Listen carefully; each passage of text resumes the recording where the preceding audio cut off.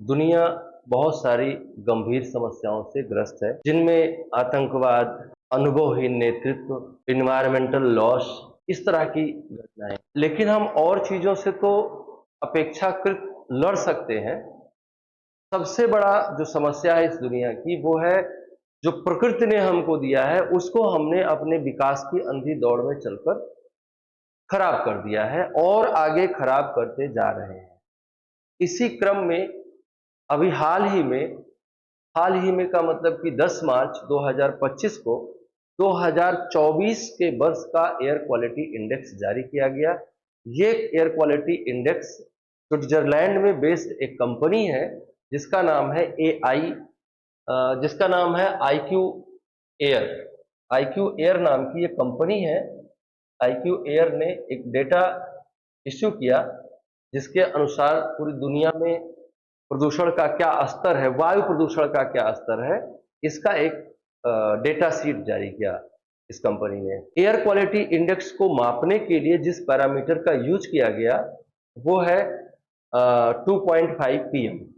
मतलब 2.5 माइक्रोग्राम का जो पर्टिकुलेट मैटर है, ये 1 मीटर क्यूब में कितनी मात्रा में पाया जा रहा है। 1 मीटर क्यूब एरिया में, 1 घन मीटर एरिया में 2.5 माइक्रोग्राम का पर्टिकुलेट मैटर कितना पाया जा रहा है, इस आधार पर ये रिपोर्ट निर्मित की गई है। ये आप जानकर आपको हैरानी होगी कि ज्यादातर देशों में ये जो डब्ल्यूएचओ का मानक है, उससे ऊपर पाया गया है। डब्ल्यूएचओ का मानक क्या है इस रेफरेंस में? डब्ल्यूएचओ कहता है कि ये 5 से ऊपर नहीं होना चाहिए, लेकिन 138 देशों में सर्वे किया गया, 138 कंट्रीज में सर्वे किया गया। आउट ऑफ 138, 126 कंट्रीज ऐसी हैं, मतलब कि लगभग 91.3% कंट्रीज ऐसी हैं जो डब्ल्यूएचओ के मानक को पार करती हैं, मतलब कि उनका एक्यूआई 5 से ऊपर है। तो ये बहुत ही चिंताजनक स्थिति है और ये ठीक बात नहीं है ना?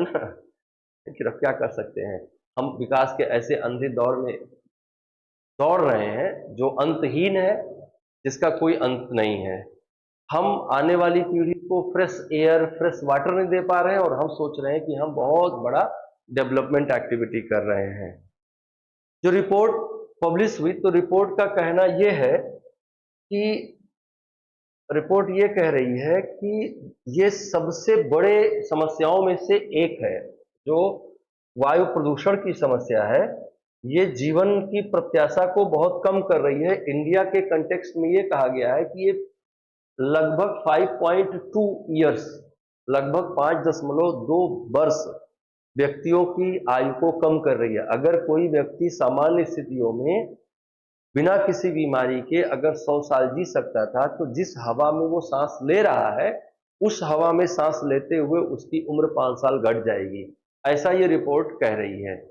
इस रिपोर्ट में जो 2.5 पर्टिकुलेट मैटर्स होते हैं, 2.5 माइक्रोन के, इनकी इनकी समस्या ये है कि ये सांस की प्रक्रिया में कहीं रुकते नहीं है। जैसे हम सांस लेते हैं तो नाक में हमारे फिल्टर्स लगे हैं, जिनमें बहुत सारे पर्टिकुलेट मैटर्स अगर 2.5 माइक्रोन से ज़्यादा के हैं, 5 के हैं, 10 पीएम के हैं, तो वो रुक जाते हैं।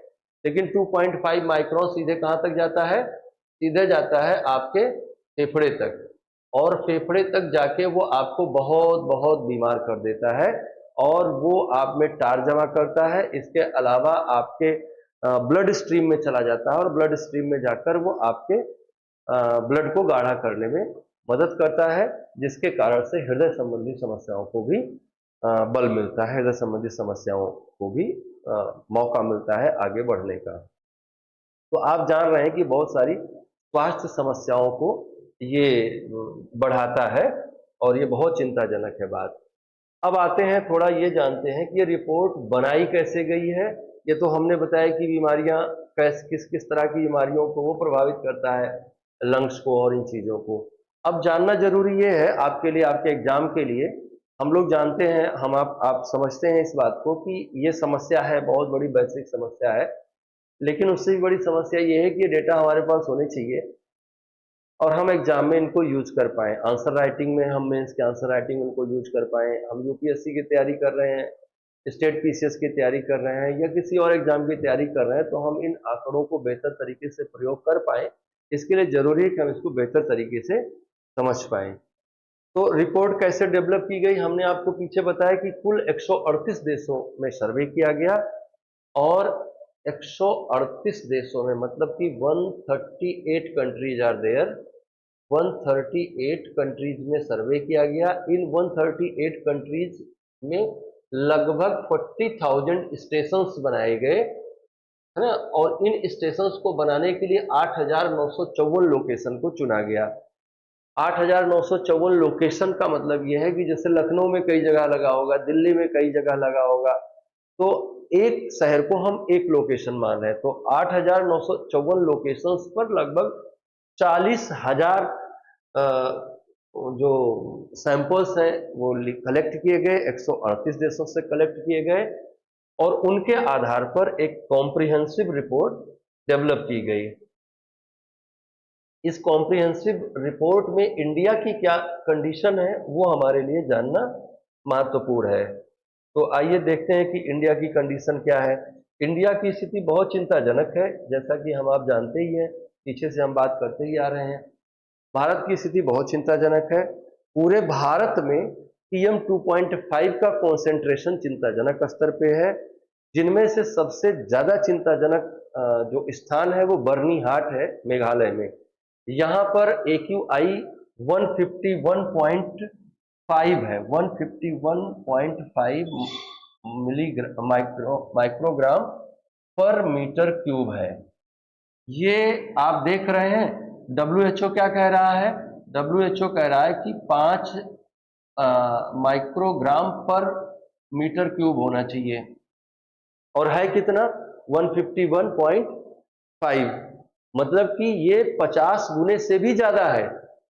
जो ह्यूमन हेल्थ के लिए कंसिडरेबल सिचुएशन है उससे 30 टाइम से भी ज्यादा है ये, तो ये बहुत चिंताजनक है और इसके लिए हमें कुछ ना कुछ ठोस कदम उठाने चाहिए।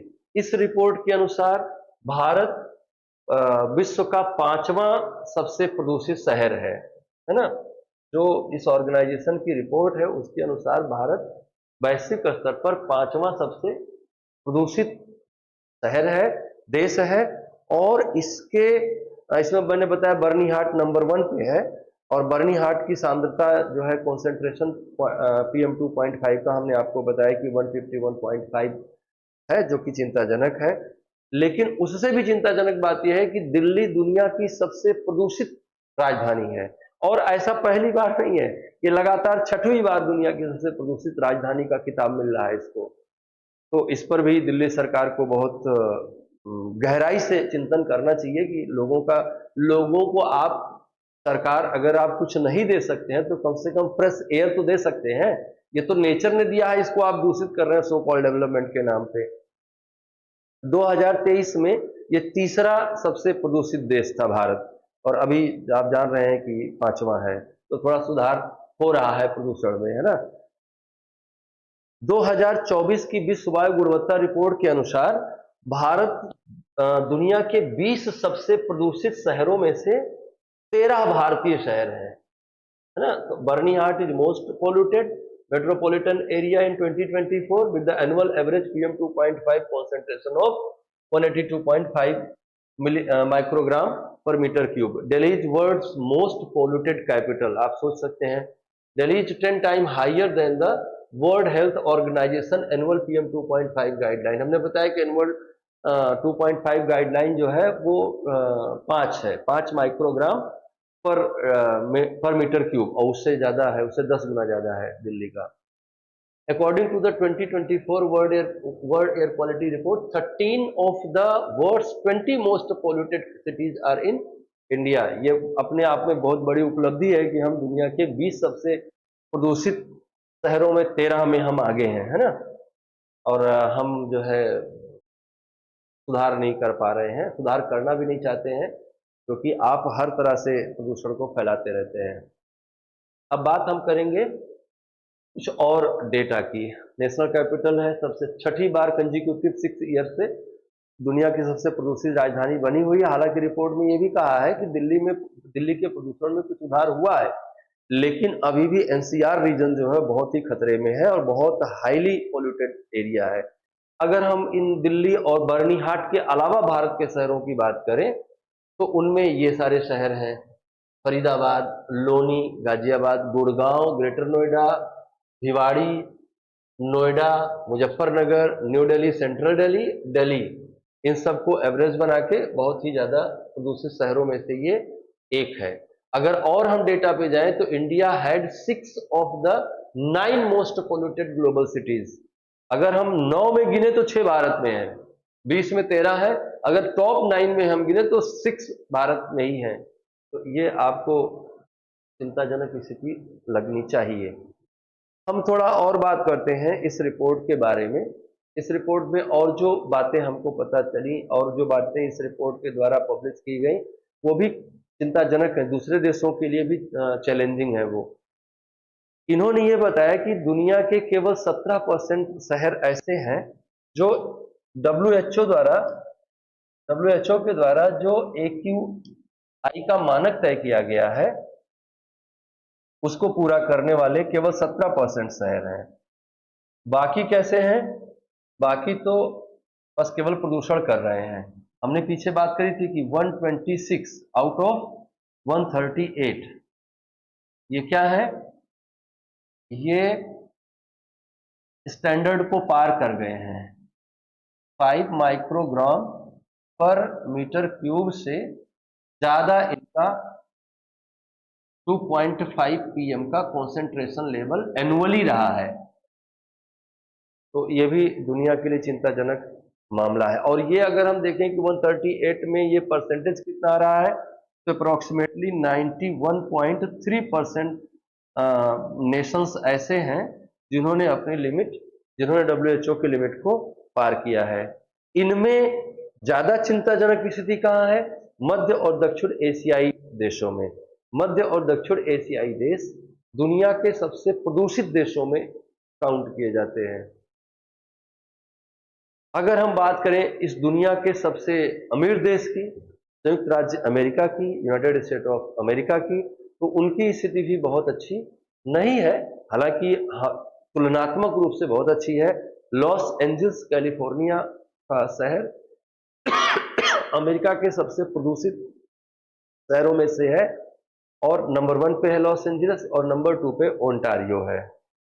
दक्षिण पूर्व एशियाई देशों में अगर हम PM 2.5 का कॉन्सेंट्रेशन की बात करें तो लगातार इसमें कमी आ रही है, लेकिन कुछ ऐसी चीजें हैं जिनके कारण से इसको बहुत कम नहीं किया जा सका है, जैसे एल नीनो प्रभाव और सीमा पार का धुंध जो हेजिंग है उसके कारण से ये बढ़ जाता है। अफ्रीका की बात करें तो अफ्रीका में रियल टाइम डेटा कलेक्शन में बड़ी असुविधा है क्योंकि वहां पर डेटा कलेक्शन सेंटर्स बहुत कम है।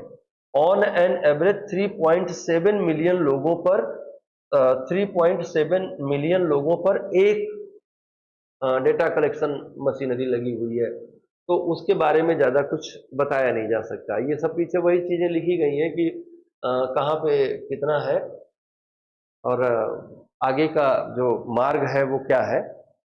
तो अगर हम आगे की बात करें, कुछ पॉजिटिव ढूंढना चाहें इस पूरे प्रकरण में, तो ये कहा गया है कि 2024 में PM 2.5 की सांद्रता में 7% की कमी आई है। तो ये कमी जो है ये थोड़ा अच्छी बात है ना। अगर हम देखें इसमें कि किस तरह से कमी आई है, क्या डेटा है कमी के, तो आप पाइएगा कि 2023 में जो एनुअल कॉन्सेंट्रेशन लेवल था वो था 54.5 माइक्रोग्राम पर मीटर क्यूब। 54.5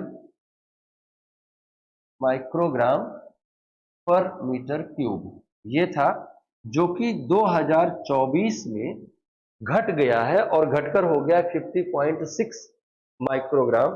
50.6 माइक्रोग्राम पर मीटर क्यूब। तो अगर इस तरह से हम देखें तो ये लगभग 7% की गिरावट को दिखा रहा है 2.5 के कॉन्सेंट्रेशन में। PM 2.5 के कॉन्सेंट्रेशन लगभग 7% के गिरावट को प्रदर्शित कर रहा है, जो कि एक अच्छी बात है। पर इसमें से चिंताजनक बात यह है कि दुनिया के 6 सबसे प्रदूषित शहरों में से 6 भारतीय हैं। दिल्ली दुनिया की सबसे प्रदूषित राजधानी है, तो यह थोड़ा सा चिंताजनक स्थिति बनी हुई है, जिनमें सरकार को ठोस कदम उठाने की आवश्यकता है। आगे हम बात करेंगे कि एयर क्वालिटी इंडेक्स कैसे काम करता है, एयर क्वालिटी इंडेक्स में क्या मेजरमेंट फॉलो किया जाता है। तो अगर इस बात को हम देखें तो एयर क्वालिटी इंडेक्स में 6 स्टैंडर्ड बनाए गए हैं। इन 6 स्टैंडर्ड में पहला स्टैंडर्ड है गुड का, दूसरा है मॉडरेट लेवल का, तीसरा है harmful for sensitive people. Sensitive peoples means बच्चे, बुजुर्ग या किसी बीमारी से ग्रस्त लोग हैं, तो वो थोड़ा किसी भी तरह के पोल्यूशन के लिए वो ज़्यादा वल्नरेबल होते हैं, तो उनको हम यहाँ क्या कंसिडर करते हैं, सेंसिटिव पीपल। किसी भी तरह से बच्चे, बूढ़े और किसी गंभीर बीमारी से ग्रस्त लोग, उनको सेंसिटिव पीपल कहा गया है। हार्मफुल मतलब कि नुकसानदेह स्तर पर है, बहुत नुकसानदेह स्तर पर है और खतरनाक स्तर पे है। तो ये 6 कैटेगरीज बनाई गई हैं एयर क्वालिटी इंडेक्स की, जिनमें से 0 से 50 होने पर हम क्या कहते हैं, ये गुड है, बट गुड नहीं है, वो तो किसी भी तरह का कॉन्सेंट्रेशन है PM 2.5 का, तो अंदर ही जाएगा वो। अच्छा तो ये भी नहीं है, पर कंपैरेटिवली हम समझते हैं, कंपैरेटिव बात करते हैं, तो ये अच्छा माना जाता है। 51 से 100 के बीच में है, 51 to 100 है, तो इसको हम कहते हैं moderate level of air pollution है ये, मतलब PM 2.5 की बात हो रही है, बराबर याद रखेंगे आप।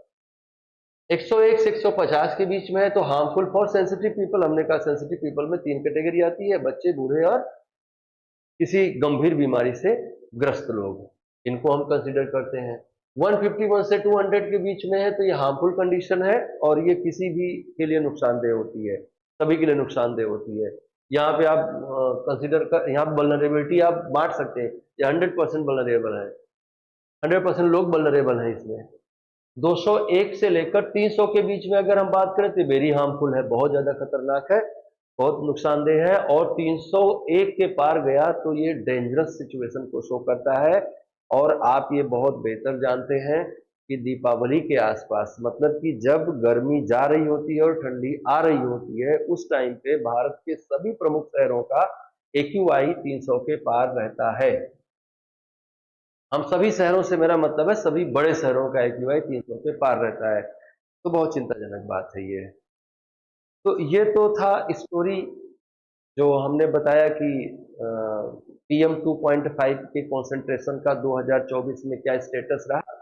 उस आधार पर एक रिपोर्ट जो IQ एयर कंपनी है उसने निर्गत किया, जिसमें ये डेटा हमने आपको बताए। अब इसमें मोरल ऑफ द स्टडी ये है, मोरल ऑफ द स्टोरी ये है कि एनी हाउ पोल्यूशन को कम करने के लिए सरकार द्वारा कुछ ठोस कदम उठाए जाने चाहिए। जहां तक हम लोग यूपीएससी एस्पायरेंट हैं, तो यूपीएससी की जहां तक बात है, तो वहां हमें ये समझना चाहिए कि ये पेपर 3 जो है इन्वायरमेंट, इकोलॉजी, बायोडाइवर्सिटी वाले सेक्शन के लिए ये बहुत इंपॉर्टेंट रिपोर्ट है। इसको आप जरूर स्टडी करें और इसके जो रिपरकेशंस हैं उन पर भी स्टडी करें, ताकि आप एक बेहतर आंसर राइटिंग कर सकें। हमारे चैनल को लाइक करें, शेयर करें और सब्सक्राइब करें। धन्यवाद।